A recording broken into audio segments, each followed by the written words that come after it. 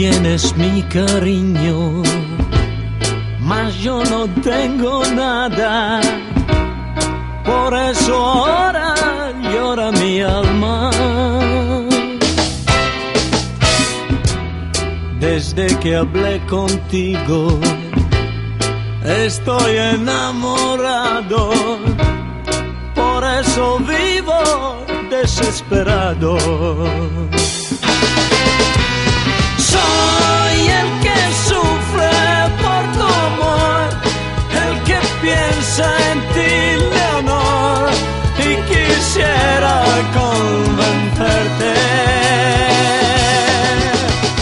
Soy quien desea comprensión, quien te pide, Leonor, que me enseñes a quererte.